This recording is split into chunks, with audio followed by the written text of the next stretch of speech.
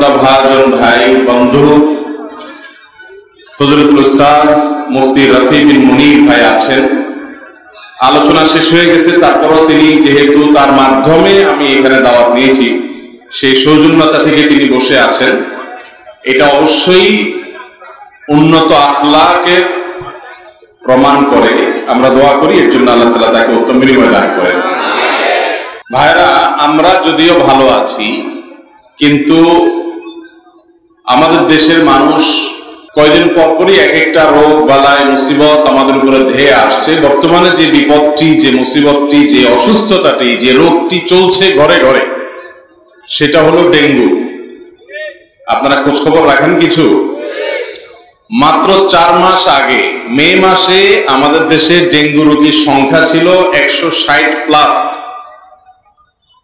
আর October মাসে গতকালকের report অনুযায়ী, স্বাস্থ্য মন্ত্রণালয়ের তরফ থেকে দেওয়া রিপোর্ট অনুযায়ী 4 মাসের ব্যবধানে 160+ থেকে এখন প্রায় 12,000 ডেঙ্গু রোগী।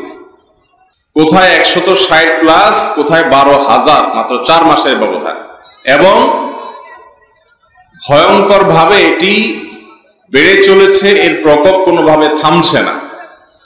মারা যাচ্ছে অহরহ মানুষ। কোন একটা জাতীয় দৈনিকের নিউজ চোখে পড়েছে, যদি ভুল না দেখে থাকি, যে 100 মারা গেছে। সেটা কয়দিনে কি বিস্তারিত পড়ার সুযোগ আমার হয়নি। তো এই ডেঙ্গু রোগ আস্তে আস্তে যে ভয়াবহ আকার ধারণ করছে, আল্লাহ মাফ করুন, এটা যদি আরো চরম আকারে চলে যায় তাহলে সেটা কন্ট্রোল করা সহজ কোনো বিষয় হবে।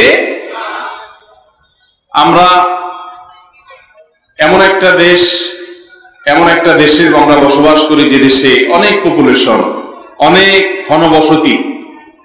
এত ঘনবসতি মানুষের মধ্যে কোন রোগ বালাই যদি একবার ছড়ায় যায়, সেটা কন্ট্রোল বা নিয়ন্ত্রণ করা অনেক কঠিন একটি কাজ। এই জন্য আমরা শুরুতেই দোয়া করি।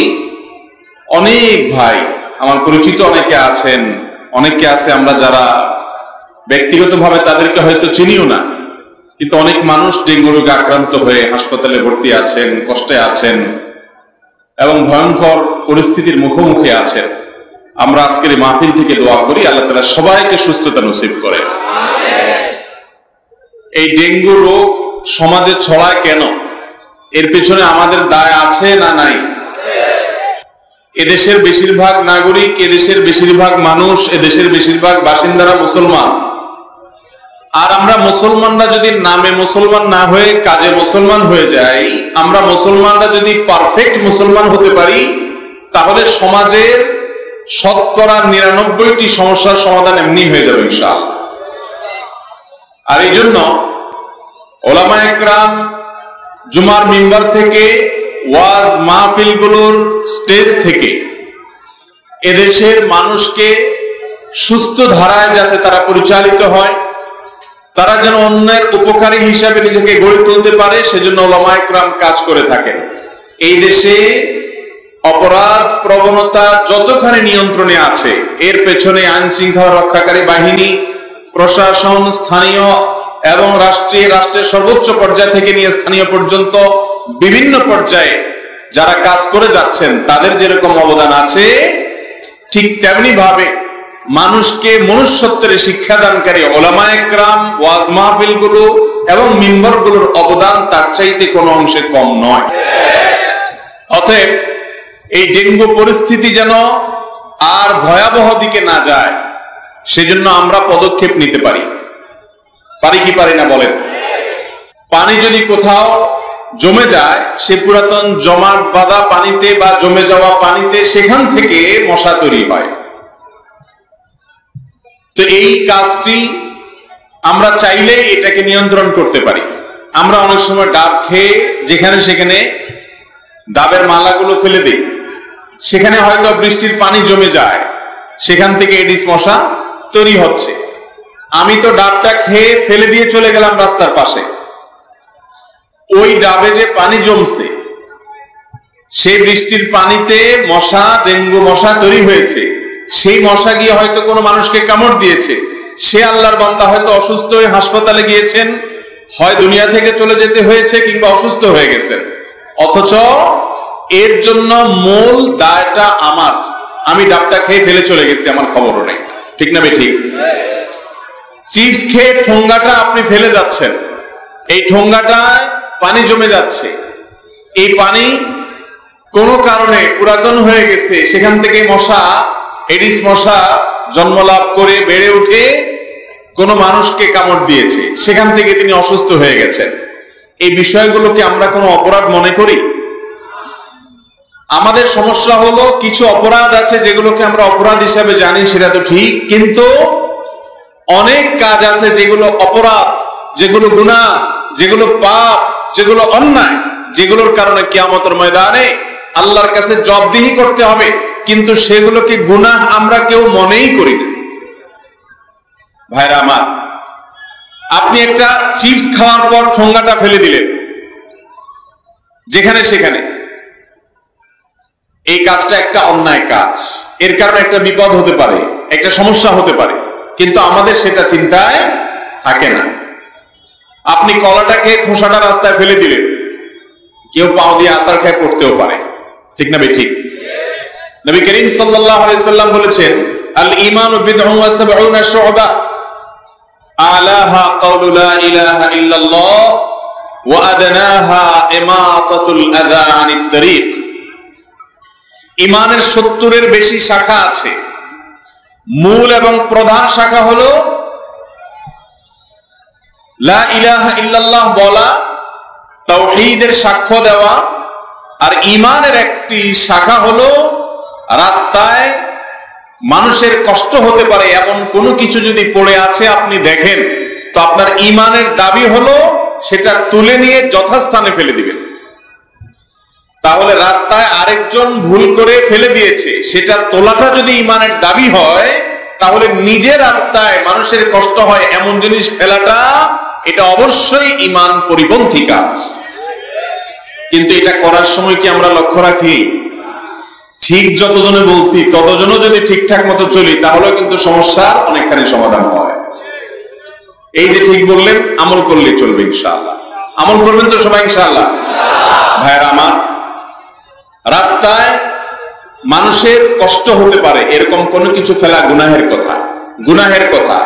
একটি হাদিসে আসছে, নবী করিম সাল্লাল্লাহু আলাইহি সাল্লাম বলেছেন, পূর্বের যুগে কোন এক আল্লাহর বান্দা রাস্তায় মানুষের চলতে অসুবিধা হয় কোন একটা গাছের ডালের কারণে, তিনি সেটা অপসারণ করার জন্য উদ্যোগ নিয়েছেন এবং মানুষের চলাচলের রাস্তাটা পরিষ্কার করে ব্যবহার উপযোগী করে দিয়েছেন। শুধু তার এই আমলটির কারণে আল্লাহ তাআলা এত সন্তুষ্ট হয়েছেন যে তাকে জান্নাত দিয়ে দিয়েছেন। প্রফেসর ডক্টর আব্দুল্লাহ জাহাঙ্গীর রাহিমাহুল্লাহ বলতেন, ঈমানের পর, ফরজ মৌলিক বিধানগুলোর পর বান্দার যে কাজে আল্লাহ সবচেয়ে বেশি খুশি হন, সবচেয়ে বেশি খুশি হন, সেই কাজটা হলো মানুষের উপকার করলে। কি করলে আল্লাহ খুশি হয় ভাই? মানুষের উপকার করলে। আর কুফরির পরে বড় বড় কাবায়ের এবং বড় বড় পাপ, মহাপাপগুলোর পর আল্লাহ সবচেয়ে অসন্তুষ্ট হয় মানুষ যদি কোনো মানুষের ক্ষতি করে। আমরা অনেকে হয়তো আমার মাথায় টুপি আছে, আমি নামাজ পড়ছি, আমার মুখে দাড়ি আছে, আমি তাসবিহ তাহলিল করছি, আমি জিকির আজকার করছি, আমি কোরআন হাদিস অনুযায়ী চলার চেষ্টা করছি, আলহামদুলিল্লাহ আমার এই ভালো দিকগুলো আছে, কিন্তু আমি হয়তো কোনো মানুষের কষ্টের কারণ হচ্ছে ওই যে ডাব খেয়ে ফেলে দিয়েছি, চিপসটাকে ঠোঙ্গাটা ফেলে দিয়েছি, বাদামগুলো খেয়ে খোসাগুলো যেখানে সেখানে ফেলে দিয়েছি, আমার ময়লা আবর্জনা যেখানে সেখানে ফেলে নষ্ট করে ফেলে দিয়েছি। ভাইরা আমার, এই কাজগুলো অপরাধ, এগুলো গুনাহ, এগুলোকে আমরা গুনাহ মনে করি না। আল্লাহ বলেছেন এজন্য যহারাল ফাসাদু ফিল বাররি ওয়াল বাহরি বিমা কাসাবাত আইদিন নাস, মানুষের হাতের কামাইয়ের কারণে স্থলে জলে সকল সমস্যা সৃষ্টি হয়েছে। অতএব ডেঙ্গু মশা নিয়ন্ত্রণের জন্য মৌলিক কাজ তো সরকারকে, স্থানীয় প্রশাসনকে, জনপ্রতিনিধিকে, তাদেরকে করতে হবে। অনেক আঞ্জাম আছে যেগুলো সাধারণ মানুষের কাজ না, কিন্তু আমাদের হাতে যেটুকু আছে সেটুকু আমরা করতে পারি কি পারি না বলেন? অতএব আজকের মাহফিল থেকে আমি আপনাদের কাছে আকুল আবেদন করব, আমাদের বাসার আশেপাশে টবে জমে থাকা পানি, ফুলের টবে জমে থাকা পানি, কিংবা আশেপাশে কোনো পানি জমে আছে সেগুলো পরিষ্কার করা, ময়লা আবর্জনা থাকলে পরিষ্কার করা, যেখান থেকে মশা সৃষ্টি হয়, এবং সম্ভব হলে স্প্রে করা, এবং এই জাতীয় উদ্যোগ নিয়ে যাতে করে অস্বাস্থ্যকর পরিবেশ থেকে আমরা মুক্ত হতে পারি, নিজেরা এবং প্রতিবেশীরা। আমি যেটি বলছিলাম, আপনার কোনো হাতের কামাইয়ের কারণে মশা তৈরি হয়ে সে মশা কামড় দিয়ে কোনো মানুষকে হয়তো দুনিয়া থেকেই বিদায় করে দিয়েছে, আপনি জানেনও না। হতে পারে কি পারে না? তো আমরা যদি উদ্যোগ নেই, তাহলে আমাদের এই সমাজটাকে, আমাদের এই এলাকাটাকে সুন্দর করা সম্ভব কি সম্ভব না? করে ইসলাম মুসলিমিন ফাউন্ডেশন যারা আজকের মাহফিল আয়োজন করেছে, আমি তাদের কাছে অনুরোধ করব, মানুষের উপকার করার মানে শুধুমাত্র ত্রাণ দেওয়া না, টাকা দেওয়া না। স্বেচ্ছাসেবী তৈরি করেন। আমাদের কলেজের ছাত্ররা, ইউনিভার্সিটির ছাত্ররা, তরুণ বন্ধুরা, তারা ভালো। এদেশের মানুষের মন মানসিকতা অনেক ভালো। তাদেরকে আমাদের ব্যবহার করতে হবে মানুষের কল্যাণে। আমাদের প্রিয় নবী সাল্লাল্লাহু আলাইহি সাল্লাম মানুষের উপকার করতেন, মুসলিম অমুসলিম নির্বিশেষে সকল মানুষের কল্যাণে তিনি কাজ করেছেন। এই জন্য তার নাম হয়েছে রহমাতুল লিল আলামিন, নাকি রহমাতুল লিল মুসলিমিন? আমাদের নবীজি কি শুধু মুসলমানদের জন্য রহমত? তিনি গোটা পৃথিবীর, গোটা সৃষ্টি জগতের যত সৃষ্টি আল্লাহর আছে সকলের জন্য রহমত। তিনি মুসলমানদের জন্য যেমন রহমত, অন্য ধর্মাবলম্বীদের জন্য রহমত। অন্য ধর্মাবলম্বীদের প্রতি অবিচার করার অনুমতি দিয়েছেন তিনি? অন্য ধর্মের মানুষকে কষ্ট দেওয়ার অনুমতি দিয়েছেন তিনি? বরং তাদের প্রতি শান্তিপূর্ণ আচরণ, সহাবস্থান, সহমর্মিতা, মানুষ হিসাবে তাদেরও সেবা করা, বিপদে পাশে দাঁড়ানো সে নির্দেশ দিয়েছেন। ভাইরা আমার, আমরা যতটা নামে মুসলমান ততটা কামে মুসলমান। অতএব আজকের মাহফিলে হুজুররা ওয়াজ করেছেন কোরআন হাদিস থেকে অনেক গুরুত্বপূর্ণ কথা। আমিও আরো কিছু কথা আরজ করবো ইনশাআল্লাহ। কিন্তু সবকিছুর আগে আমি ওয়াদা নিতে চাই, আজ থেকে যা খুশি তা যেখানে সেখানে ফেলে দেওয়ার এই বদ অভ্যাস থেকে বাঁচার জন্য ওয়াদা করতে হবে। যারা বুঝার আগে হাত তুলিয়েন না, আগে বুঝেন। যাই খাবেন রাস্তা ঘাটে রিক্সা থেকে ফেলে দিলেন, জানালা দিয়ে ফেলে দিলেন, এই কাজগুলো আর করব না, এই প্রতিজ্ঞা বুঝে শুনে করবেন। এবং এর মাধ্যমে আপনি ঈমানের একটা গুরুত্বপূর্ণ শাখা জিন্দা করলেন। আমরা এটাকে ঈমানের শাখা হিসাবে অনেকে জানিও না। আমরা অনেকে জানিও না যে এটা ঈমানের শাখা, এটা একটা ইবাদত। পরিচ্ছন্ন থাকা, পরিচ্ছন্ন রাখা, এটা ইবাদত।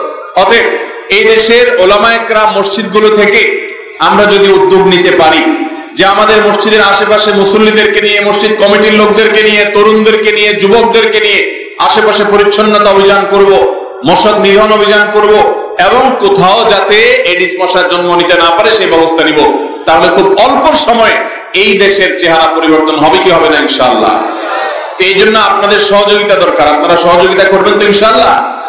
আমরা সুন্নাহ ফাউন্ডেশন থেকে একটা উদ্যোগ নিতে যাচ্ছি যে যারা নিজেদের বাসা বাড়িটা নিজেরা পরিষ্কার করে মোবাইলে ভিডিও করে পাঠিয়ে দিবেন যে আপনি পরিষ্কার করেছেন, আমরা তাদেরকে ফাউন্ডেশনের তরফ থেকে সম্মাননা ক্রেস্ট দেব আমাদের অফিসে নিয়ে ইনশাআল্লাহ। অতএব আমরা সবাই এই অভিযানে শরীক হব তো ইনশাআল্লাহ?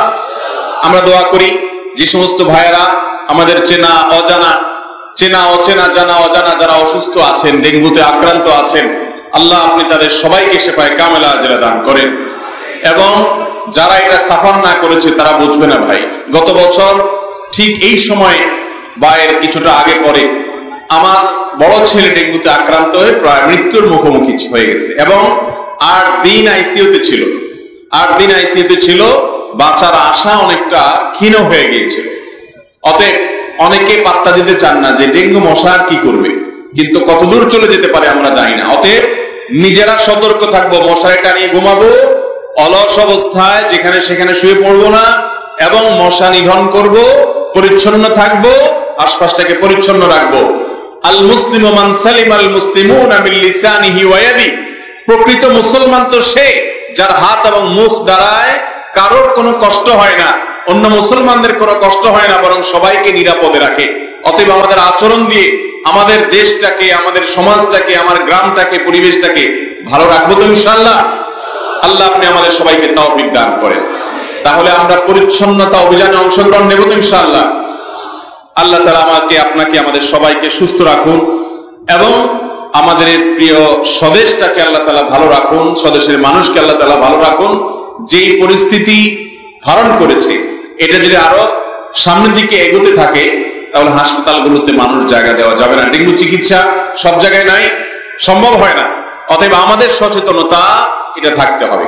আর এর পাশাপাশি ইমানদারের সবচেয়ে বড় অস্ত্র হলো আল্লাহর উপরে ভরসা। আগে নিজের কাজটা করতে হবে, এরপরে তাওয়াক্কুল করতে হবে। অনেকে আছে কি যে এডিস মশা ধোয়ার জন্য যা যা লাগে ওনার বাসায় সব আছে, জমে থাকা পানি থেকে নিয়ে সব আছে। যদি বলেন ভাই এগুলো পরিষ্কার করেন ডেঙ্গু হবে, তো বলে আরে আল্লাহ ভরসা। এরকম লোক আছে না নেই? এটা পরিষ্কার না করে যদি আল্লাহ ভরসা বলেন, এটা কি আসলে আল্লাহ ভরসা হবে?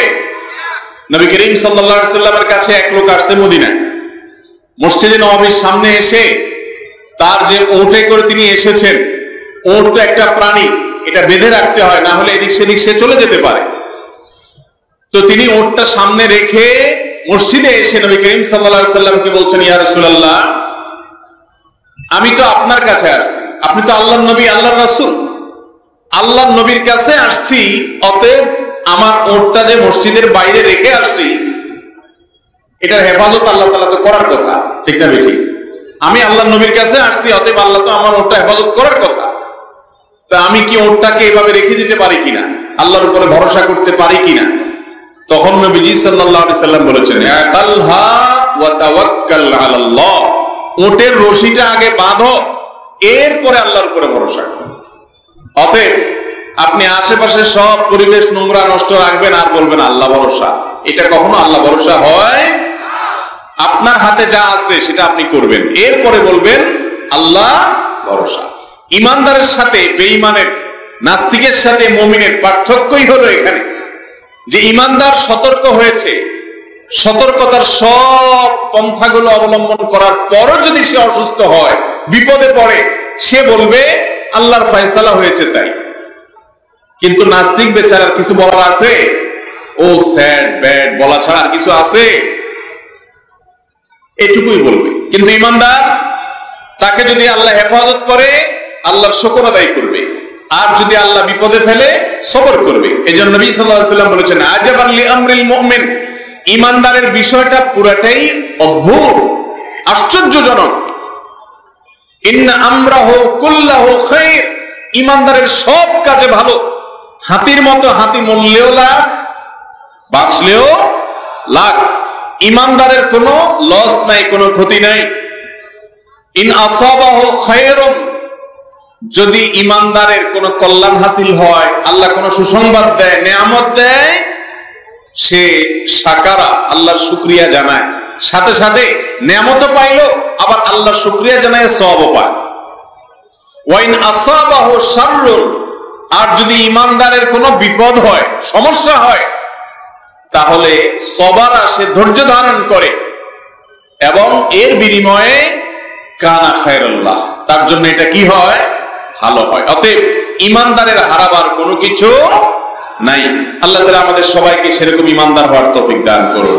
তাহলে আমরা একদিক থেকে সতর্ক থাকব, নিজেকে এবং পরিবেশটাকে, আশপাশটাকে ভালো রাখবো, পরিচ্ছন্ন রাখবো। আর দ্বিতীয়ত, আমি আল্লাহর উপরে ভরসা রাখবো যে আল্লাহ আমার হেফাজত করবেন ইনশাআল্লাহ। আল্লাহ ফাহুয়া হাসবুহ, যে ব্যক্তি আল্লাহর উপর ভরসা করবে আল্লাহ তার জন্য কি হবে? যথেষ্ট হয়ে যাবে। আল্লাহ তাআলা আমাদের সবাইকে আমলের তৌফিক দান করুন। ভাইরা আমার, সেই সাথে আজকে জুমার রাত। আজকে কিসের রাত ভাই? জুমার রাত। জুমার রাতের একটা আমল আছে গুরুত্বপূর্ণ, রাতের, রাত এবং দিনের। এত বিশাল প্যান্ডেলের এত মানুষ, আমাদের জানা নাই যে জুমার রাতের একটা আমল আছে স্পেশাল। আমি কি বলে দিব সেটা? আমি বলতে পারি একটা এগ্রিমেন্ট, একটা চুক্তির ভিত্তিতে। চুক্তি হলো প্রত্যেক বৃহস্পতিবার সন্ধ্যার পর থেকে নিয়ে এই আমলটা করবেন। খুব সহজ আমল, শুধু 2 ঠোঁট ব্যবহার করলেই হবে এবং মুখস্থ, আপনারা সবাই জানেন, নতুন কিছু না। করবেন তো ইনশাআল্লাহ? ভাইরা আমার, আমলের অভ্যাস গড়ে তুলতে হয়, সারা জীবন একভাবে চলতে হয় না। আলাম ইয়ানিল্লাযীনা আমানু আন তাখশা কুলুবুহুম লিযিকরিল্লাহ, ঈমানদারদের কি এখনো সময় হয় নাই যে আল্লাহর জিকিরে তাদের অন্তরগুলো একটু বিগলিত হবে? আর কত ভাই, কত বৃহস্পতিবার রাত আপনার জীবনে চলে গেছে, আপনি জানেনও না যে এই রাতের একটা গুরুত্বপূর্ণ আমল প্রিয় নবীজি সাল্লাল্লাহু আলাইহি ওয়াসাল্লাম বদলে গেছে। আপনি জানেন আমলটা, আপনারা এখানে যতজন আছেন সবাই জানেন, জানেন না মানে একজনও নেই। সবাই জানেন আমলটা এরকম একটা আমল, কিন্তু সে আমলটা যে এই সময় করতে হয় হয়তো জানেন না, অথবা জানেন কিন্তু আমল নাই। আমলটা হলো ভাইরা দুরুদ পাঠ করা। দুরুদ জানি না এমন কোন মানুষ আছে এখানে? নবী করিম সাল্লাল্লাহু আলাইহি ওয়াসাল্লাম জুমার রাত যখন শুরু হয়, অর্থাৎ বৃহস্পতিবার সন্ধ্যার পর থেকে নিয়ে শুক্রবার সন্ধ্যার আগ পর্যন্ত এই 24 ঘন্টা সময় দুরুদ পাঠের জন্য নির্দেশ করেছেন এবং বলেছেন, কারণ সালাতুকুম মারুদাতুন আলাইয়া, তোমরা যে দুরুদ পড়ো আল্লাহর ফেরেশতারা সেটা আমার সামনে পেশ করে এবং বলে অমুক জায়গা থেকে আপনি সুবর্ণচর থেকে করছেন, তো আল্লাহর ফেরেশতা বলবে যে হে আল্লাহর রাসূল, সুবর্ণচর থেকে বাংলাদেশের ওই থানার ওই উপজেলার ওই গ্রাম থেকে অমুকের ছেলে অমুক আপনার প্রতি দুরূদ প্রেরণ করেছে, নবীজি সাল্লাল্লাহু আলাইহি ওয়াসাল্লামের কাছে উপস্থাপন করা হবে। অতএব আমরা এই জুমার রাতের আমলটা করব তো ইনশাআল্লাহ। ভাইরা আমার, আপনি যদি আমাকে জিজ্ঞাসা করেন যে ভাই একটা আমলের কথা বলেন যে আমলটা আমার সকল কিছুর জন্য যথেষ্ট হয়ে যাবে, তো আমি বলবো সেটা হলো দুরূদের আমল। নবী সাল্লাল্লাহু আলাইহি ওয়াসাল্লাম বলেছেন, যে ব্যক্তি দুরূদকে নিয়মিত পড়বে, আঁকড়ে ধরবে, যত বড় বিপদে থাকুক না কেন বিপদ থেকে উদ্ধারের পথ আল্লাহ তাকে দেখাবেনই দেখাবেন ইনশাআল্লাহ। ভাইরা আমার, এই দুরূদ হাজার সমস্যার সমাধান করে। আমরা দোয়া করব নবীজি সাল্লাল্লাহু আলাইহি ওয়াসাল্লামের জন্য, লাভ হবে আমাদের নিজেদের। অতএব দুরূদ পড়ব তো ইনশাআল্লাহ।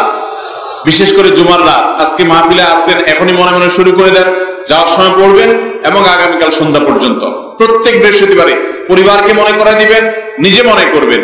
এই আমলগুলো আমাদের মধ্যে এভাবে অভ্যাস গড়ে তুলতে হবে। আল্লাহ তাআলা আমাদের সবাইকে আমলের তৌফিক দান করেন।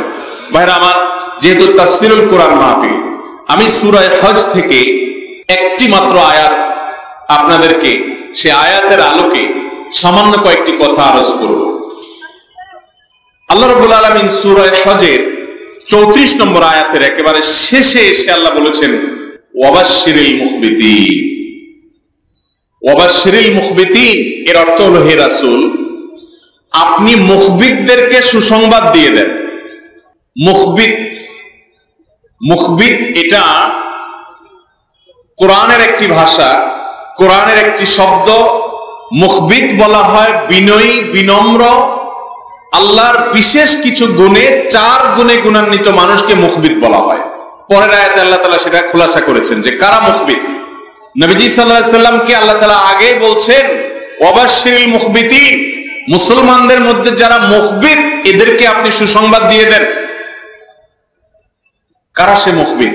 যাদেরকে স্বয়ং আল্লাহ তাআলা নবীজি সাল্লাল্লাহু আলাইহি সাল্লামকে বলছেন সুসংবাদ দিতেন। তাদের 1 নম্বর গুণ হলো আল্লাযীনা ইযা যুকিরাল্লাহু ওয়াজিলাত কুলুবুহুম।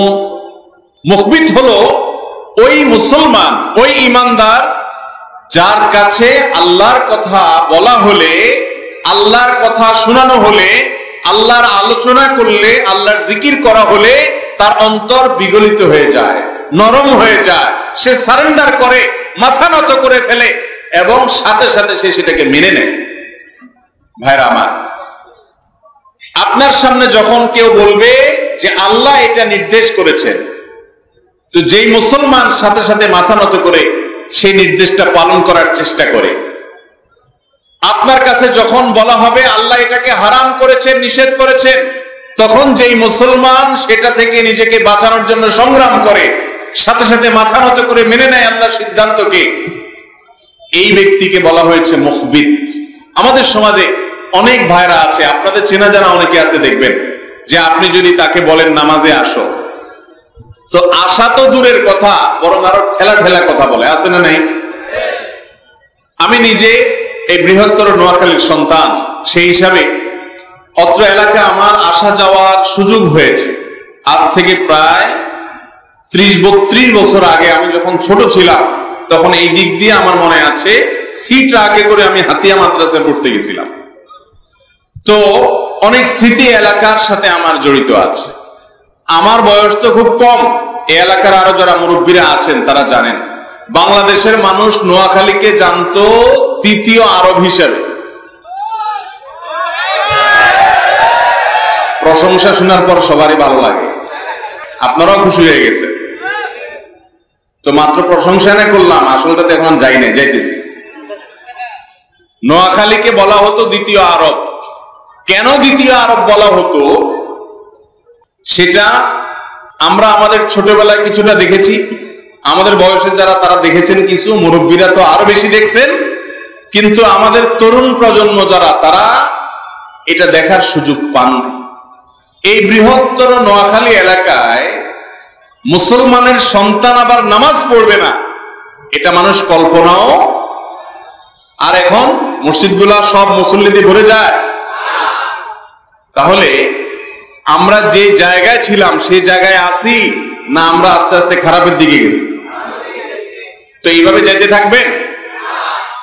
নোয়াখালী, বৃহত্তর নোয়াখালীর মানুষ তাদের দ্বীনি সেক্টরে যে অবদান আছে, আমি নিজে তার অনেকগুলো ক্ষুদ্র ক্ষুদ্র ঘটনার সাক্ষী। একবার আমার মনে আছে, যশোরের এক গ্রামে আমি এক মসজিদে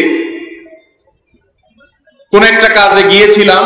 তো সেখানকার মানুষজন বলল যে আমাদের এই মসজিদটা যিনি গড়ে তুলেছেন ইমাম সাহেব, ওনার কবরে যে এখানে পাশেই আছে। তো আমার ভাই এই এলাকাতে শুনে উনি বলছেন যে এই লোক নোয়াখালী এলাকা থেকেই আসছে, উনি ব্যবসা করার জন্য আসছেন, উনি কোনো আলেম ওলামা না, সাধারণ মানুষ। কিন্তু একদিন আমাদের ইমাম সাহেব না থাকাতে ওনাকে আমরা ইমামতি করতে দিছি। দেওয়ার পরে ওনার তেলাওয়াতের সৌন্দর্য দেখে আমরা সবাই অবাক হয়ে গেছি যে আমাদের এলাকাতে অনেক হুজুর, ইমাম মুয়াজ্জিনদের তো তেলাওয়াত এত সুন্দর না, আর এই বেচারা ব্যবসায়ী মানুষ, আলেম না, সুন্দর। তখন ওনাকে আমরা হাতে পায়ে ধরলাম, ভাই আপনি এলাকায় থেকে যান। উনিও দ্বীনের কারণে থেকে গেলেন এবং থেকে থেকে এই মসজিদ গড়ে তুলেছেন, শত শত মুসল্লি গড়ে তুলেছেন, মানুষকে কোরআনের তালিম দিয়েছেন, আদর্শ এবং মনুষ্যত্বের শিক্ষা দিয়েছেন, এবং তিনি এখানে দুনিয়া থেকে চলে গেছেন। এ হলো নোয়াখালী মানুষের ইতিহাস। কিন্তু এখন সেগুলোর কোনো ছিটা ফোটা আছে ভাইরা আমার? অতএব সেই হারানো গৌরব পুনরুদ্ধার করতে হবে কি হবে না? আমরা ছোটবেলায় দেখেছি যে এই বৃহত্তর নোয়াখালী আশপাশের জেলাগুলোতে রমজান মাসে দিনের বেলায় প্রাপ্তবয়স্ক কোন মানুষ রোজা না রেখে পানাহার করবে প্রকাশ্যে বা অপ্রকাশ্যে, এটা মানুষ কল্পনাও করতে কেউ জোর করত না। কিন্তু পরিবেশটাই এমনটা ছিল যে সবাই স্ব উদ্যোগে দ্বীন এবং ঈমানের চর্চা করত, ঠিক না ঠিক? এত আলেম নোয়াখালীতে ছিলেন যে আমার বাড়ি হলো লক্ষ্মীপুরের বশিকপুর গ্রাম। আমার গ্রামে আমার পুরান বাড়ির কবরস্থান যখন আমি জিয়ারত করতে যাই, এখনো কবরস্থানের যে নেম প্লেট গুলো আছে, আমার জন্মের আগে থেকে যে সমস্ত আলেম ওলামা ছিলেন, শুধু মাওলানা আর মাওলানা লেখার যে সিরিয়াল পড়ে আমি অবাক হই, একটা বাড়িতে কবরস্থানে কিভাবে এত মাওলানার কবর থাকতে পারে? এটা শুধুমাত্র এই বৃহত্তর নোয়াখালীতেই ছিল। বাংলাদেশে অন্য কোন জেলাতে এত আলেম ওলামা বা সাধারণ মানুষের মধ্যে দ্বীন চর্চা এত বেশি ছিল না। আলহামদুলিল্লাহ অনেক এলাকা অগ্রসর আছে, বাট নোয়াখালীর এই বৈশিষ্ট্যটা ছিল। এখন এগুলো আছে ভাইরা আমার। সেই হারানো গৌরব আমাদেরকে পুনরুদ্ধার করতে হবে, এবং তরুণরা যদি জেগে যায় আর কোনো অসুবিধা হবে না। আমি আশাবাদী, কারণ আমি গত 2, 4, 5, 7 বছর থেকে লক্ষ্য করছি যে আমাদের এই বৃহত্তর নোয়াখালী এলাকাতে গ্রামে শহরে সব জায়গায় আমার তরুণ ভাইরা, যুবক ভাইরা, তারা আলহামদুলিল্লাহ দ্বীনের পথে অগ্রসর হচ্ছেন, কোরআনকে বুকে টেনে নিচ্ছেন, সুন্নতে রাসূল সাল্লাল্লাহু আলাইহি সাল্লামকে আঁকড়ে ধরছেন এবং সুন্নাহকে জিন্দা করার জন্য তারা চেষ্টা করছেন। আলহামদুলিল্লাহ বাংলাদেশে এইরকম যুবকের সংখ্যা যত বাড়বে, বাংলাদেশে মাদকের থাবা তত কমবে। এইরকম যুবকের সংখ্যা যত বাড়বে, যৌতুকের থাবা তত কমবে। এরকম যুবকের পরিমাণ যত বাড়বে, এই দেশে সন্ত্রাসের পরিমাণ তত কমবে ইনশাআল্লাহ। অতএব আপনারা এই পরিবেশটা বাড়াতে চান তো ইনশাআল্লাহ? আল্লাহ তাআলা আমাকে, আপনাকে, আমাদের সবাইকে সে আদর্শ ইমানদার মুসলমান হওয়ার তৌফিক দান করুন, বলুন আমিন। ভাইরা আমার, তো বলছিলাম মুখবিত কারা। আমি প্রথম বৈশিষ্ট্য বলে ফেলেছি। মুখবিতদের প্রথম বৈশিষ্ট্য হলো তাদের কাছে আল্লাহর কথা বলা হলে তারা সাথে সাথে মাথা নত করে সারেন্ডার করে। অতএব আমরা আল্লাহর কথা শুনে সাথে সাথে সারেন্ডার করবো তো ইনশাআল্লাহ, আত্মসমর্পণ করবো তো ইনশাআল্লাহ। অনেক মানুষ আছে নামাজের কথা যদি বলেন তো সাথে সাথে ঠেলা কথা বলে। আরে কত দেখছি, কত লোক নামাজ পড়িও জাহান্নামে যাবে, এরকম ঠেলা কথা বলেন না লোক আছে না? আল্লাহর নির্দেশের কথা বলার পরে ঠেলা কথা আসতেছে, বলে যে কত লোক নামাজ পড়েও জাহান্নামে যাবে। আমি বলি কথা তো খারাপ বলে নাই, নামাজ পড়ে যদি মানুষের হক নষ্ট করে, জমির আইল ঠেলে, বোনের হক না দেয় বাবের সম্পত্তিতে, তাহলে নামাজ পড়েও জাহান্নামে যেতে হতে। কিন্তু যেই লোকে ঠেলা কথাটা বলতেছে সে তো নামাজ পড়ে না নিশ্চয়ই, হাবভাবে, তাই তো বোঝা যায়। তো নামাজ পড়েও যদি ওই লোক জাহান্নামে যায়, এই লোকের তো জাহান্নামেও জায়গা হবে, ঠিক না? ঠিক ভাইরা আমার, ইমানদার মুখবিত সব মুসলমানদের না, একটা বিশেষ ক্লাসের মুসলমানদেরকে মুখবিত বলা হয়। তাদের বৈশিষ্ট্য হলো আল্লাযীনা ইযা যুকিরাল্লাহু ওয়াজিলাত কুলুবুহুম, আল্লাহর কথা বলা হলে সাথে সাথে সারেন্ডার করে, মাথা নত করে। ও আল্লাহ বলেছেন, তার আর কোনো কথা নেই ভাই, হাজির, আমি মাথা নত করে সেটাকে মাথা পেতে নিলাম। আল্লাহ তাআলা আমাদেরকে সেরকম আল্লাহর অনুগত বান্দা হওয়ার তৌফিক দান করুন। ভাইরা আমার, আমাদের অনেক ভাইরা আছেন, যখনই শুনেছেন এই চাকরি করা তার জন্য হালাল নয়, হারাম, সাথে সাথে সেই লোভনীয় চাকরি সেখান থেকে সরে এসে আল্লাহর পরে তাওয়াক্কুল করেছেন, কষ্টে দিনে দিবাত করছেন। আমি ব্যক্তিগতভাবে এরকম বহু ভাইকে জানি, বহু মানুষকে জানি যে অনেক মোটা অঙ্কের লাখের ফিগারে স্যালারি পেতেন, কিন্তু যেই চাকরি করছেন সেটা হালাল নয়, যেদিন জানতে পেরেছেন ছেড়ে দিয়েছেন। স্টিল নাও আমি ব্যক্তিগতভাবে, পারিবারিকভাবে আমার পরিবারের সাথে যোগাযোগ আছে, আমি জানি যে কোনো মতে 10-15-20 হাজার টাকা দিয়ে সংসার ঢাকার মতো জায়গায় থেকে কষ্ট করে চালায়। এই মানুষগুলো এখনো আল্লাহর জমিনে আছে। ভাইরা আমার, কয়দিন আগে আপনারা একটা নিউজ দেখেছেন যে কোনো এক ভদ্রলোক, উনি বৃদ্ধ হয়ে গেছেন, উনি রেল স্টেশনে এসে রেল কর্তৃপক্ষকে বলছে যে আমার জীবনে বহুবার রেলে আমি চড়েছি, টিকিট কাটি নাই, তো আমি এখন বুঝতে পেরেছি যে মৃত্যুর পর তো আমাকে হিসাব দিতে হবে, পাই পাই করে হিসাব দিতে হবে। তো মৃত্যুর আগে আগে আমি আমার আনুমানিক যত টাকা হতে পারে রেলের যে টাকাটা আমি মেরেছি, আমি টিকিট না কেটে উঠেছি, সেটা আমি পরিশোধ করতে চাই। সমস্ত মূলধারার মিডিয়াগুলো, সবগুলো না করলে অনেকগুলো মিডিয়া বেশ গুরুত্বের সাথে এটাকে নিউজ করেছে, কিন্তু আসল বিষয়টা অনেক মিডিয়াই বা বেশিরভাগ মিডিয়া ছাপিয়ে গেছে। সেটা হলো এই বৃদ্ধ লোকটার ভিতরে এই অনুভূতি কেন আসছে? এই আল্লাহর ভয়ে, কোরআনের নির্দেশের কারণে, ঠিক না ঠিক?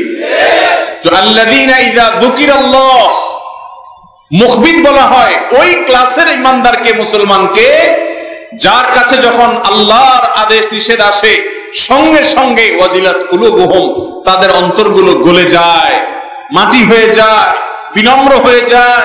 সেই অন্তরে আল্লাহর যে কোনো নির্দেশ আসে, যে কোনো নিষেধ আসে, সেটাকে মানার জন্য প্রস্তুত হয়ে যায়। এরকম বিনয়ী, এরকম বিনয়ে অবনত, এরকম খাঁটি, মুখলেস, মুত্তাকি, ইমানদার, মুখবিত মানুষ হওয়ার তৌফিক আল্লাহ আমাদের সবাইকে দান করুন। আমিন। মুহতারাম হাজিরিন, মুখবিতদের এই একটা বৈশিষ্ট্য আমাদেরকে ধারণ করতে হবে যে আল্লাহর নির্দেশের সামনে আমার সবকিছু পায়ের নিচে পড়ে যাবে, আমার দোস্ত নারাজ হয়ে যাবে, বন্ধুর সাথে আমার বন্ধুত্ব কেটে যাবে আল্লাহর কোনো আদেশ মানতে গেলে। তারপরও আমি ওই বন্ধুটাকে আল্লাহর জন্য কাট করে দেব। আমার বন্ধুকে আমি ত্যাগ করতে রাজি আছি, প্রিয়জনকে আমি ত্যাগ করতে রাজি আছি, আমার লোভনীয় কোনো কিছুকে আমি ত্যাগ করতে রাজি আছি, শুধুমাত্র কার ভয়ে? আল্লাহর ভয়ে। ভাইরা আমার, দুনিয়াতে মানুষ মানুষকে যে ভয় করে, এই ভয়ের কারণে আতঙ্ক সৃষ্টি হয়, ত্রাসের সৃষ্টি হয়। আল্লাহ রাব্বুল আলামিনের ভয়, আল্লাহর শপথ করে বলছি ভাইরা আমার, এটা এত মজাদার এবং সুস্বাদু এবং এত উপভোগ্য একটি বিষয় যে আল্লাহর ভয়ে যদি চোখের পানি ফেলেন, আল্লাহর কসম করে বলছি আপনি আতঙ্ক বোধ করবেন না, বরং রিল্যাক্স ফিল করবেন। ভাইরা আমার, কোন সন্ত্রাসী, কোন খারাপ মানুষ আপনাকে হত্যা করবে, বিপদে ফেলবে, তার ভয়ে ভীত হয়ে যদি চোখের পানি ফেলেন, তাহলে আপনার অন্তর আরো অস্থির হয়। কিন্তু আল্লাহর ভয়ে যদি আপনি আপনার অন্তরটাকে বিগলিত করতে পারেন, আল্লাহর নির্দেশের সামনে যদি অবনত হতে পারেন, সাথে সাথে দেখবেন অন্তরের ভিতরে ঈমানের স্বাদ অনুভব করছেন। সালহাতু সঙ্গে বুদি দিল খালাস আজমুদে এক জামানা খাকেবাস। ও ভাই, সারা জীবন তো পাথর হয়েছিলেন, শক্ত মনের মানুষ হয়েছিলেন, একটু পরীক্ষামূলক কিছুদিনের জন্য একটু মাটি হয়ে দেখেন, নম্র হয়ে দেখেন, বিনম্র হয়ে দেখেন, নিজেকে ছোট করেন, আল্লাহর নির্দেশের সামনে বিনয়ী হয়ে থাকেন, দেখবেন আপনার এই জীবনটা বড় উপভোগ্য হয়ে গেছে। আল্লাহ তাআলা আমাদের সবাইকে আল্লাহর ভয়ের দৌলত আমাদের অন্তরের জন্য হাসিল হয় সেই তৌফিক দান করেন। ভাইরা আমার, আল্লাহর ভয় মানুষের অন্তরকে ত্রাসের সৃষ্টি করে আতঙ্কিত করে না, বরং প্রশান্তি দেয়। তাহলে মুখবিদদের এই বৈশিষ্ট্য আমাদেরকে হাসিল করতে হবে। নাম্বার 2, ওয়াস-সাবিরিনা আলা মা আসাবাহুম। মুখবিদ হলো তারা যারা তাদের যে কোনো বিপদে আপদে মুসিবতে ধৈর্য ধারণ করে। ধৈর্য ধারণ করা, সবর করা, এটা দুনিয়াতে যত কঠিন ইবাদত গুলো আছে, কঠিন কাজগুলো আছে, এর মধ্যে একটা কাজ। অনেক লোক পাবেন নামাজি, রোজাদার, দাড়ি টুপিওয়ালা, সব ঠিক আছে, মাগার সবর নাই। আছে না নাই? কিছু হইলেই গরম হয়ে যায়, হট হয়ে যায়, ধৈর্য ধরতে পারে না, অস্থির হয়ে যায়। আছে না নাই? ভাইরা আমার, নবী করিম সাল্লাল্লাহু আলাইহি ওয়াসাল্লাম একবার সাহাবীদেরকে নিয়ে কোথাও যাচ্ছিলেন। কোন এক জায়গায় দেখা গেল জটলা পাকায় গেছে মানুষের। জিজ্ঞেস করলেন কি হচ্ছে এখানে? বুখারীর হাদিস। তো বলা হলো তাকে যে এখানে কুস্তি লড়াই চলছে, প্রতিযোগিতা চলছে, কুস্তির কম্পিটিশন চলছে। এর মধ্যে একজন কুস্তিগীর পাওয়া গেছে, তার সাথে কেউই পারতেছে না, সে সবাইকে কুপকাত করে ফেলতেছে, বিশাল বড় বাহাদুর। তো এটা আশ্চর্য হয়ে সাহাবীরা অন্যরা সবাই দেখছিলেন।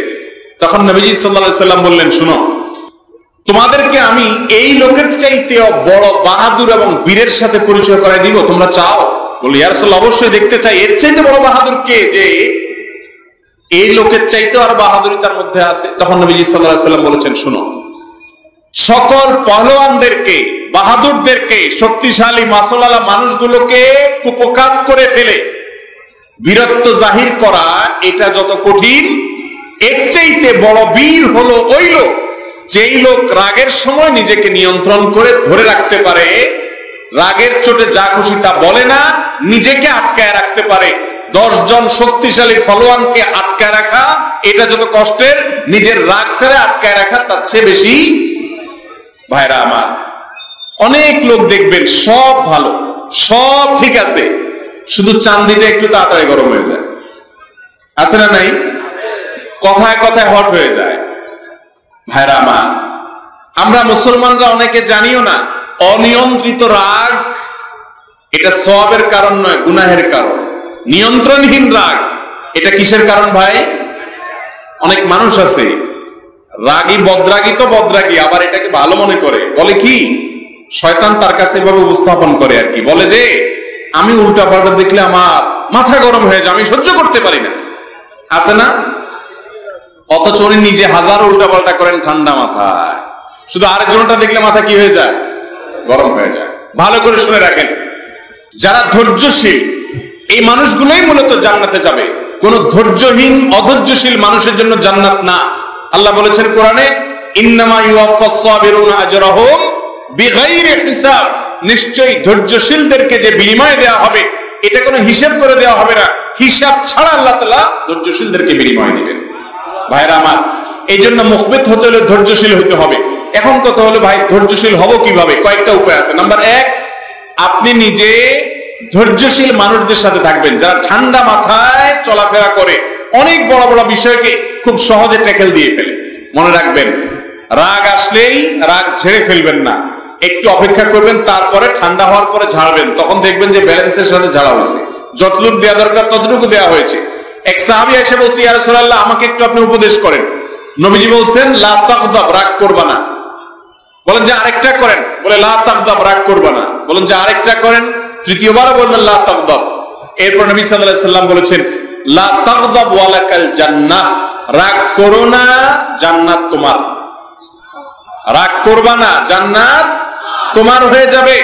নিজেকে নিয়ন্ত্রণ করা শিখতে হবে। ভাইরা আমার, প্রায় সময় পত্রিকা খুললে দেখা যায় কোন জেলাকে ছোটখাটো করার কোন সুযোগ নাই। বিভিন্ন জেলাতে এই ধরনের ঘটনা ঘটে যে বিয়ের অনুষ্ঠানে চিংড়ি মাছ দেয়া হয় নাই, এই জন্য হাতাহাতি মারামারি হয়ে বিয়েই ভেঙে গেছে।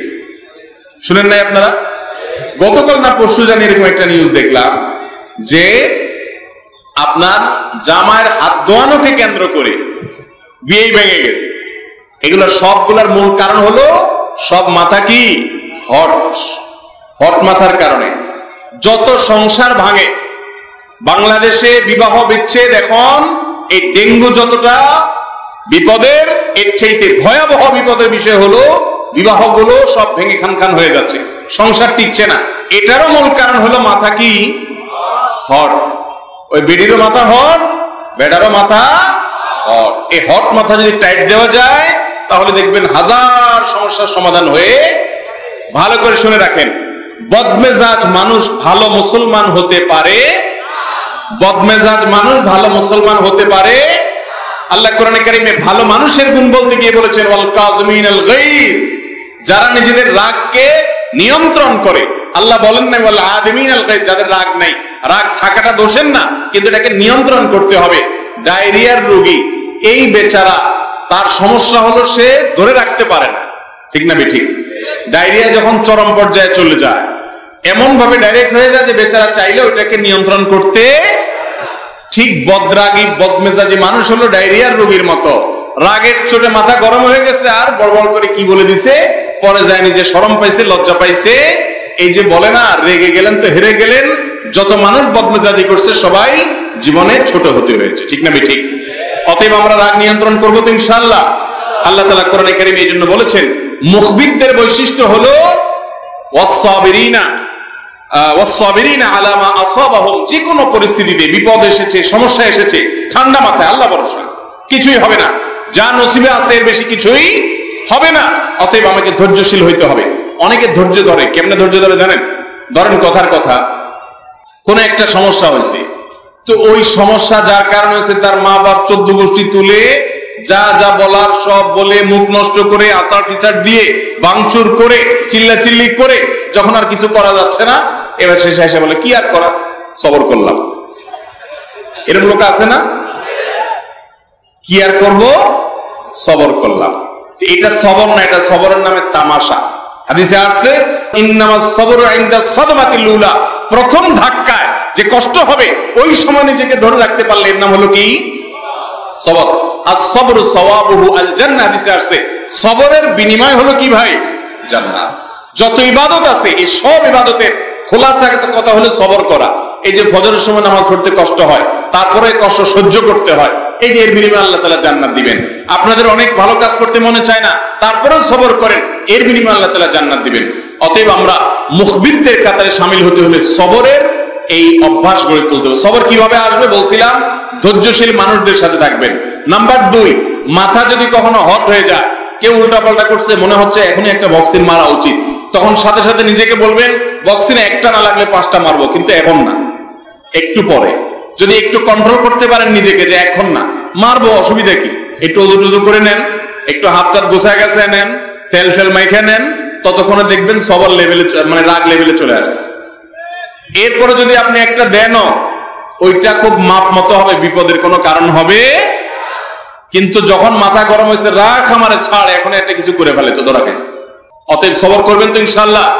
বেশিরভাগ তরুণ ভাইরা আছেন বদমেজাজের কারণে দুনিয়াও ধ্বংস হয়, আখেরাতও। বদমেজাজ মানুষের বন্ধু থাকে না, দেখবেন কিছু দোস্ত আছে কয়দিন পরে কাটতি দেয়, আছে না নাই? সবার সাথে শুধু কাটতি লাগে, দোস্তের সাথে 2 দিন পর পরে কাটতি, কারণ এমন বদমেজাজের বদমেজাজ কিছুই সহ্য করতে পারে না। এই লোকগুলোকে আমি বলি এরা ডায়রিয়ার রোগী। বদমেজাজ রোগীরা কিরে ভাই? ডায়রিয়ার রোগী, ডায়রিয়ার রোগীর মতো ডাইরেক্ট হয়ে গেছে, বেচারা কন্ট্রোল করতে পারে না। কারণ যদি বদমেজাজি হয় তো দূর থেকে মিটমিট করে হাসবেন মনে মনে, আরে বেচারা ডায়রিয়ার রোগী, ডাইরেক্ট হয়ে গেছে, ছুটে গেছে। আর যদি নিজের হয় তো পরে চিন্তা করবেন, হ্যাঁ ডায়রিয়া তো আমার নিজেরই হয়েছে। সবাই নিজেকে নিয়ন্ত্রণ করবেন তো ইনশাআল্লাহ। মনে রাখবেন, ভালো মুসলমান হওয়ার জন্য শুধু নামাজ রোজা যথেষ্ট না, এগুলো তো ইসলামের মূল কাজ করতেই হবে। এগুলোর পাশাপাশি আমাদের আখলাক চরিত্র উন্নত করতে হবে। আজকাল যত নামাজি পাওয়া যায় তত ধৈর্যশীল পাওয়া, আজকাল যত নামাজি পাওয়া যায় তত হালাল খোর পাওয়া যায় না। অতএব আমাদের ইবাদতের পাশাপাশি আখলাককে ঠিক করতে হবে। এই জন্য আল্লাহ রাব্বুল আলামিন দেখেন, নামাজের কথা আল্লাহ তাআলা পরে বলছেন, মুখবিদের বৈশিষ্ট্য আল্লাহ তাআলা প্রথমে 2টা আখলাকের কথা বলে এরপরে বলছেন ওয়াল মুকিমিস সালাহ, মুখবিত হইতে হলে আপনাকে সালাত কায়েমকারী হইতে হবে, যথাযথভাবে নামাজ আদায়কারী হইতে হবে, ওয়াক্ত মতো, পুরুষ হলে জামাতের সাথে ফজর সহকারে নামাজ আপনাকে আদায় করতে হবে। দেখেন, প্রথম আল্লাহ বলেছেন আল্লাহর ভয় অন্তরে লালন করা, এরপরে হলো সবর করা, তারপরে আল্লাহ বলেছেন নামাজের কথা। তাহলে এখানে মুখবিত হতে হলে, বিনয়ী হতে হলে আগে আপনার আখলাকটা সুন্দর করতে হবে। অতএব 3 নম্বর বৈশিষ্ট্য নামাজ কায়েম করা।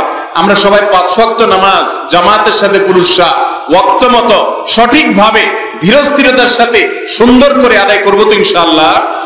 আল্লাহ আমাদের সবাইকে আপনি তৌফিক দান করেন। ভাইরা আমার, নামাজ হলো বান্দার সাথে আল্লাহর কানেকশনের সিঁড়ি, সোপান। এর মাধ্যমে আল্লাহর সাথে কানেক্টেড হওয়া যায়। যে নামাজ পড়ে না, ওমর রাদিয়াল্লাহু তাআলা বলেছেন লা হিজ্জা ফিল ইসলাম লিমান তারাকাস সালাহ, যে নামাজ পড়ে না ইসলামে তার কোনো হিস্সাই নেই, কোনো ভাগই নেই, সে নিজেকে মুসলমান দাবি করার নৈতিক অধিকারই রাখে না। আর আমাদের দেশে অনেকে আছে বলে যে নামাজ না পড়লে কি হয়েছে, ইমান, নামাজ না পড়লে কি হয়েছে, ইমান নাকি তারা আছে। এটা হলো ও যে গায়ের থেকে গন্ধ বাইর হয়, নাম হলো আতর আলী, ওরকম হয়েছে আর কি। গার থেকে দুর্গন্ধ ছাড়া কিছু নাই, কিন্তু নাম কি আতর আলী। নামাজ এক ওয়াক্তও পড়ে না, কিন্তু বলে কি আছে, ইমান আছে। এরকম ইমান আছে আপনার যে আপনি নামাজ পড়েন। অতএব 5 ওয়াক্ত নামাজ পড়বো তো ইনশাআল্লাহ। 4 ওয়াক্ত পড়া যায় মোটামুটি, কিন্তু 1 ওয়াক্ত বড় জটিল, 1 ওয়াক্ত বড় কঠিন। সেটা হলো কোন ওয়াক্ত? মাগরিব, ফজর। তার মানে সবার জানা আছে মাশাআল্লাহ। ভাইরা আমার, ফজরের নামাজ দেরি হয় বা পড়তে পারি না, এর মূল কারণ হলো এইটা, ঠিক না? ঠিক। এশার পরে দ্রুত শুয়ে যাওয়া হলো কোরআন হাদিসের নির্দেশ, কিন্তু আমরা 11টা 12টা বাজে একটা একটা করে সব দেখে এরপরে মোবাইলে মুনাজাত করি, শুয়ে শুয়া বা বসা বসা মুনাজাত করি, এরপরে স্ক্রল করতে থাকি। ভাইরা আমার, হাসির কথা না, এভাবে আমাদের জীবন ধ্বংস হচ্ছে। দেখেন, রোগ প্রতিরোধ ক্ষমতা ধ্বংস শেষ হয়ে গেছে। বাংলাদেশে যে পরিমাণ ক্যান্সারের রোগী, আমি ক্যান্সারের পেশেন্ট নিয়ে আমার পরিবারের সদস্যদের নিয়ে পেরেশান ছিলাম, দৌড়াদৌড়ি করছি। এই সম্পর্কে ডাক্তারদের সাথে কথা বলেছি, ধারণা নেওয়ার চেষ্টা করলাম। বলে যে এই পরিমাণ ক্যান্সারের রোগী বাংলাদেশে বাড়ছে, এই পরিমাণ কিডনির রোগী বাড়ছে, এই পরিমাণ হার্টের রোগী বাড়ছে, যে ভয়াবহতা আমরা কল্পনাও করতে পারছি না। এক ডাক্তার আমাকে বললেন, ঢাকায় বা সারা দেশে যতগুলো ডায়ালাইসিসের মেশিন আছে কিডনির, এই ডায়ালাইসিস মেশিন গুলো স্লট খালি থাকে না, এত পরিমাণ রোগী হয়েছে, এত পরিমাণ রোগী বাড়ছে ঘরে ঘরে। এই সবগুলার একটা হাজার কারণ থাকতে পারে, এর ভিতরে একটা মৌলিক কারণ হলো যে আমরা আজ সুন্নাহ থেকে, ইসলাম থেকে, সুন্নাহ লাইফস্টাইল থেকে সরে গেছি। এখন ডাক্তাররা বলে যে রাত 10টা থেকে 2টা এই টাইমটার যে ঘুম, এটা আমাদের বডিতে ইমিউন সিস্টেমকে স্ট্রং করে, রোগ প্রতিরোধ ক্ষমতা বৃদ্ধি করে। আপনি শনি রাত 12টা 1টা বাজে, আপনার শরীরে রোগ প্রতিরোধ ক্ষমতা থাকবে কোত্থেকে? সব ধ্বংস হয়ে যাচ্ছে।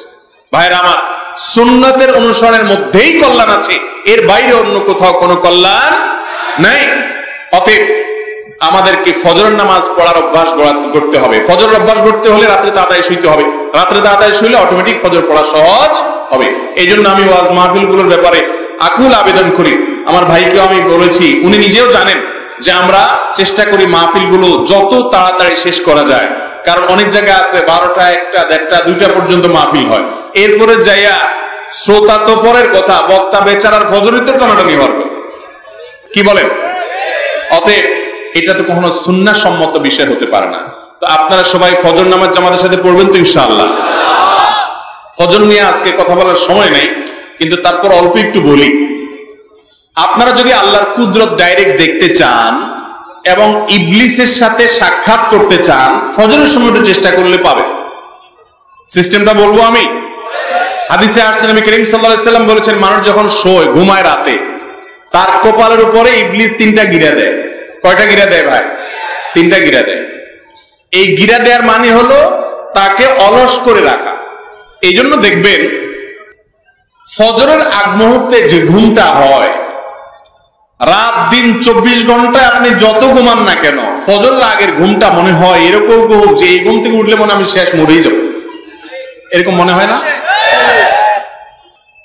রাত্রে শুইছেন 12টায় ঘুম আসে না, 1টায় ঘুম আসে না, 2টায় ঘুম আসে না, ওই যে মোবাইলের মোনাজাত দেখে শুইছেন, এখন শুধু ওইসব মনে ঘুরপাক খাইতেছে, ঘুম আসে না। বহুত কষ্ট মষ্টে ঘুমাইছেন, কিন্তু ফজরের সময় আজান হয়ে গেছে, এই টাইমে এমন শরীর ভাঙা ঘুম আসে, কারণ ইবলিস তার সকল বাহিনী টাহিনী সহকারে আপনার ঠ্যাং ঠ্যাং টিপে দিতে লেগে গেছে। ওই যে গিরা দিয়ে ফেলছে, অলস লাগে, অলস। হাদিসে আসছে নবী সাল্লাল্লাহু আলাইহি ওয়াসাল্লাম বলেছেন, কেউ যদি কষ্ট করে হিম্মত করে, শীতের দিনে আসছে সামনে, আরামের কম্বল ফেলে দিয়ে, কাঁথা ফেলে দিয়ে, লেপ তেলে দিয়ে ফেলে দিয়ে, সে যদি সকল কষ্ট উপেক্ষা করে একটু দাঁড়ায় যায়, বিছানা থেকে নেমে নামাজের জন্য দাঁড়ায় যায়, সাথে সাথে ওই 3 গিরার একটা খুলে যায়। আচ্ছা, গিরা খুলে যে এটা আপনি ফিল করবেন, কিভাবে ফিল করবেন? দেখবেন একটু আগে মনে হচ্ছিল যে এই ঘুম থেকে, এই কম্বল থেকে যদি আমি বাইর হই তো আমি শেষ, আমি নদীতে গেলাম পড়ে, এরকম মনে হবে, তাই না? কিন্তু হিম্মত করে বিসমিল্লাহ বলে যদি ফেলে দিয়ে, কম্বল ফেলে দিয়ে একটু দাঁড়ায় যেতে পারেন, সাথে সাথে দেখবেন যে শরীরটা হালকা হয়ে গেছে, ওই যে গিরা একটা খুলে গেছে। এরপরে গিরা আরো 2টা থাকে, তখনও কাছামুছু লাগে। এবার শয়তান বলে কি, দেখছে যে শোয়াই তো রাখতে পারলাম না, এবার বলে যে শোনো, উঠছো ভালো কথা, যেই ঠান্ডা, এই টেপের পানি হাত দিলেই শেষ, তুমি সাত করে উঠবে কিন্তু, খবরদার। এবার আপনি জড়সড় হয়ে ভয় ভয় আগাচ্ছেন, কিন্তু আপনি হিম্মত করে বাপের বেটার মতো, আর কি হবে, হাতের করে হাতার গোছায়া টেপ খুলে বিসমিল্লাহ বলে হাত দিয়ে দেন, ওযু করে ফেলেন, সাথে সাথে দেখবেন শরীর আরো হালকা হয়ে গেছে, ওই গিরা আরেকটা খুলে গেছে। হাদিসে আসছে ওযু করলে গিরা আরেকটা খুলে যায়, শরীর হালকা হয়ে যায়। এরপরে শয়তান দেখছে যে এটাতেও কুলানো গেল না, উযু করে ফেলছে বেটা, তখন বলে যে উযু করে ফেলছো ভালো কথা, নামাজটা ঘরে পড়ে ফেলো, যে ঠান্ডা বাইরে, বাতাস প্রচুর, ঠান্ডা লেগে যাবে, তোমার পরে সমস্যা হবে, অসুবিধা নাই, জায়েজ আছে তো, মাসালা দিবে, বউরের সাথে জামাত করে ফেলো, দিয়া আপনি বাসায় যাওয়ার নামাজ পড়েন। তখন যদি আপনি হিম্মত করে বের হয়ে যান এবং ফজর নামাজটা মসজিদ থেকে পড়ে আসেন, ভাই আল্লাহর কসম করে বলছি, আপনি নিজে একটু খেয়াল করে দেখেন যে হাদিসে 3টা গিরা কখন কখন খোলে বলা হয়েছে, আপনি অনুভব করবেন আপনার শরীর থেকে কিছু একটা সরে গিয়ে পাতলা হয়ে যাচ্ছে। ফজর নামাজ জামাতের সাথে পড়ে যখন বাসার দিকে আসবেন, আপনি যদি রাত 2টায়ও শোন, আপনি যদি 3টায়ও শোন, মাত্র 1 ঘন্টা ঘুম হয়েছে, এখনো ঘুমের ঘোর আছে, তারপরে ফজর নামাজটা জামাতের সাথে পড়ে যদি বাসার দিকে আসেন, মনে হবে যে আপনার শরীরটা নির্ভার এবং হালকা হয়ে গেছে। মুসলমান চেনার উপায় হলো ফজরের নামাজ। হাদিসে আসছে যারা মুনাফিক, যারা নামে মুসলমান আসলে মুসলমান না, এই মুনাফিকদের জন্য ফজর নামাজ পড়াটা অনেক কঠিন হয়ে যায়। অতএব ফজরের সময় যখন আপনার কষ্ট হবে, তখন সাথে সাথে এগুলো মনে করবেন যে শয়তানের সাথে কিন্তু আমার লড়াই চলছে, আরে ये कुश्ती तो है अमर भर की, कभी वो दबा ले कभी तू दबा ले, শয়তানের সাথে লড়াই চলছে। আপনি উঠে গেছেন, সে হেরে গেছে, আপনি ওযু করে গেছেন, সে হেরে গেছে, আপনি ফজর পড়ে আসছেন, সে হেরে গেছে। শয়তানকে হারাবো তো ইনশাআল্লাহ। যদি না হারাইতে পারেন, তো এই কোরআনে কিন্তু শয়তানের চ্যালেঞ্জের কথা আল্লাহ উল্লেখ করছে। শয়তান কিন্তু বলে আসছে আল্লাহর কাছ থেকে যে আদমের কারণে জান্নাত থেকে বের হওয়া লাগলো, এই আদমের সন্তানদের সবগুলোকে বিপদগামী করে ছাড়বো, একটাকেও জান্নাতে যেতে দিব না। অতএব ভাইরা আমার, শয়তানের সাথে সংগ্রাম করে আমাদের ঈমানকে টিকাইতে হবে। ফজর নামাজ জামাতের সাথে পড়বেন তো ইনশাআল্লাহ। আল্লাহ আপনি আমাদের সবাইকে সহজ করে দিন। এই জন্য ভাইরা রাতে তাড়াতাড়ি ঘুমায় যান, মোবাইল টিপি যা আছে দিনের বেলায় করেন, নিজের সাথে নিজে সংগ্রাম করেন। আপনি যদি ঢিলা হয়ে যান, ঢিলা, এই যে ডায়রিয়া রোগীর কথা বললাম, যে মোবাইল আপনারা টানে, তো আপনি টানতেছেন স্ক্রল করতেছেন, কি স্ক্রল করেন ভাই? ফেসবুক ইউটিউবে কি হারাইছেন? মনে হয় কিছু হারাইছেন, খুঁজতেছেন, স্ক্রল করতে করতে আঙ্গুল ক্ষয় হয়ে যাওয়ার দশা হয়ে যায়। কত কিলোমিটার স্ক্রল করে গেছেন তার কোনো হদিস নেই। নেক্সট সুরত দিয়ে একটা ওয়াজ শুনতে ঢুকছি, এরপরে কত ওয়াজের ভিতরে ঢুকে যায় নিজেও জানে না। নিজেকে নিয়ন্ত্রণ করতে না পারলে তার নাম হলো ঢিলা। তার নাম কি ভাই? ডাইরেক্ট হয়ে গেছে। নিয়ন্ত্রণ করতে হবে ইনশাআল্লাহ। আপনারা বেশিরভাগ মানুষ তরুণ যুবক, আপনারা যদি চেষ্টা করেন যে আমি রাত 10টার পরে আর মোবাইলে কোনো অ্যাপে ঢুকবো না, সম্ভব না? অসম্ভব। চেষ্টা করতে হবে না ইনশাআল্লাহ। আল্লাহ আমাদের সবাইকে সেই হিম্মত দান করেন। মুখবিরদের 3 নম্বর বৈশিষ্ট্য নামাজ ঠিকমতো পড়া, এবং সর্বশেষ হলো অমিম্মা রাযাকনাহুম মুনফিকুন, আল্লাহ দেওয়া রিজিক দিয়ে আল্লাহর রাস্তায় খরচ করে, যাকাত দেয়, দান করে, স্ত্রীর ভরণ পোষণ দেয়, মা বাবার জন্য খরচ করে, অন্যদের জন্য খরচ করে, ওয়াজ মাহফিলে দেয়, মাদ্রাসায় দেয়। এই যে আপনার, আমি একটা মাদ্রাসায় আইসা উঠলাম এখানে, মাশাআল্লাহ, কি নাম যেন মাদ্রাসাটার? তামিরুল উম্মাহ বলে, তামিরুল উম্মাহ। মাশাআল্লাহ, ছেলেদের খোঁজ খবর নিলাম, একটা ছেলের তেলাওয়াত শুনলাম, দিল জুড়াই গেল। মাশাআল্লাহ, যে এই সুবর্ণ চর এই এলাকাতে মাশাআল্লাহ এত সুন্দর মাদ্রাসা আছে, এত সাজানো গোছানো বাগান আছে, ছেলেরা এত সুন্দর করে কোরআন তেলাওয়াত শিখছে, যে আমি চেষ্টা করলাম এই ছেলেটার তেলাওয়াতে কোনো ভুল ফাঁক ফোকর পাই কিনা, কোনটা পাইলাম না। তো আমার কাছে খুব ভালো লেগেছে। মাশাআল্লাহ, এই এলাকাতে এরকম আরো মাদ্রাসা থাকতে পারে। এই মাদ্রাসাগুলোর সাথে আপনারা সম্পৃক্ত হবেন তো ইনশাআল্লাহ? সন্তানদেরকে ভর্তি করাবেন, পারলে ডোনেশন দিবেন। মনে রাখবেন, এই মাদ্রাসাগুলো থেকে মানুষের মতো মানুষ গড়ে ওঠে। কিশোর গ্যাং তৈরি, কোন কিশোর গ্যাং কোন মাদ্রাসা থেকে হয়? কোন সন্ত্রাসী মাদ্রাসা থেকে হয়? কোন চোরা কারবারি মাদ্রাসা থেকে হয়? কোন মাদকের কারবারি মাদ্রাসা থেকে হয়? কোন ডাকাত মাদ্রাসা থেকে হয়? কোন লুটতরাজ মাদ্রাসা থেকে হয়? মাদ্রাসা আদর্শ নাগরিক এবং ভালো মানুষের জন্ম দেয়। এই দেশে ডাক্তার ইঞ্জিনিয়ার যা আছে আরো দরকার, কিন্তু তার চেয়ে বেশি দরকার মানুষের। মনুষ্যত্ব যদি না থাকে তাহলে আমার শিক্ষা দীক্ষা জ্ঞান বিজ্ঞান উন্নতি সবই মিছে এবং বৃথা হবে। ভাইরা আমার, এই মনুষ্যত্বের কারখানা হলো এই মাদ্রাসাগুলো। অতএব এগুলোর সাথে সম্পৃক্ত হবেন তো ইনশাআল্লাহ? আমি দোয়া করি এই মাদ্রাসাটা তামিলুল উম্মাহ দেখলাম, যেটা ভালো লাগলো, পরিবেশ সবকিছু খোঁজ খবর নেওয়ার চেষ্টা করলাম। আরো যে সমস্ত মাদ্রাসা আছে আল্লাহ তাআলা সবগুলোকে কবুল এবং মঞ্জুর করেন। এবং মুখবিদদের কাতারে শামিল হতে হলে এই সব দ্বীনি প্রতিষ্ঠানে আমাদের দান দক্ষিণা করতে হবে, সহযোগিতা করতে হবে, বুদ্ধি পরামর্শ দিতে হবে। হুজুরদের ভুল ধরার লোকের অভাব নাই, একটু আন্তরিকতা দিয়া সংশোধন করার লোকের অভাব। হেফজখানায় হুজুর বেশি মারে, হুজুরকে একসময় ডাইকা বুঝান, হুজুর এটা উচিত না, ইসলামও এটা বলে না আপনি এভাবে বাচ্চাদেরকে প্রহার করবেন। অন্য আলেমদেরকে দিয়ে বুঝান তাকে। এবং মনে রাখবেন যে এই মাদ্রাসাগুলো আমাদের দেশের জন্য বিশাল বড় নিয়ামত। এগুলো না থাকলে আমরা ধ্বংস হয়ে যেতাম। অতএব এই চার গুণে গুণান্বিত হয়ে আমরা মুখবিত হতে পারি। আবার বলছি, এক, আল্লাহর নির্দেশ পাইলে আর কোনো কথা নাই, সাথে সাথে সারেন্ডার করা, বিনয় অবনত হওয়া, অন্তরটাকে বিগলিত করে ফেলার চেষ্টা করা। নাম্বার দুই, যে কোনো বিপদে মাথা ঠান্ডা রাখা, ধৈর্য ধারণ করা, মনে রাখা যে এই বিপদে আমার পেছনে আমার জন্য কল্যাণ নিহিত আছে। এই বিপদের মধ্যে আমার অবশ্যই কোনো না কোনো কল্যাণ আল্লাহ তাআলা রেখেছেন। ইমানদার সেই বিশ্বাস থেকে বিপদকেও আশীর্বাদ হিসাবে আলিঙ্গন করবে, এভাবে তার জীবনটা সুখময় হবে। এই জন্য আমি বলেছি শুরুতে, একজন মুসলমানের সাথে একজন নাস্তিকের পার্থক্যই এখানে। নাস্তিকের কোনো কিছু হারায় গেলে বলে ও স্যাড ব্যাড শেষ। একজন ডাক্তার বলছিলেন, অভিজ্ঞ, বলেন ভাই, হাসপাতালে যদি কোনো মুসলমান রোগী ক্যান্সারে আক্রান্ত হয়, মরণ ব্যাধি, তো সে যখন শুনে তার ক্যান্সার ধরা পড়ছে, তখন তার নামাজ কালাম বেড়ে যায়, ইবাদতবন্দি বেড়ে যায়, দান দক্ষিণা বেড়ে যায়, ভালো মানুষ হয়ে যায়, তওবা ইস্তেগফার করে, সে এঙ্গেজ হয়ে যায় যে আল্লাহ ভরসা, ডাক্তাররা সব ফেলিয়ার হইলেও আল্লাহ রাব্বুল আলামিন সব কিছুর উপরে আছেন, তার কাছে সে যায়। আর যারা আল্লাহর প্রতি বিশ্বাস নাই, এরা বলে ও স্যাড শেষ, আমার তো আর কিছু। ওয়ান্নাল কাফিরিনা লা মাওলা লাহুম, কাফেরদের কোনো অভিভাবক নাই, ইমানদারের আছে। অতএব ইমানদার হিসাবে আমরা আল্লাহর কাছে নিজেকে সুপর্দ করব, ধৈর্য ধারণ করব, যত বিপদই আসুক আল্লাহ তাআলা রক্ষাকারী আছেন, এটা আমাদের সান্ত্বনার জায়গা। মুখবিদদের 3 নম্বর বৈশিষ্ট্য হলো যে তারা সালাত কায়েম করবে, এবং 4 নম্বর বৈশিষ্ট্য হলো আল্লাহ যে রিজিক দিয়েছেন সেই রিজিক সেখান থেকে তারা খরচ করবে। সূরা হজ 34 নম্বর আয়াতের শেষ বাক্যে আল্লাহ মুখবিদদেরকে সুসংবাদ দিতে বলেছেন, জান্নাতের সুসংবাদ, আল্লাহ সন্তুষ্টির সুসংবাদ, দুনিয়া আখিরাতে কল্যাণের সুসংবাদ। শুধু দুনিয়া না, শুধু আখিরাত না, দুনিয়া এবং আখিরাত উভয় জগতে কল্যাণ লাভ করবেন যদি মুখবিদ কিসিমের মুসলমান হইতে পারেন।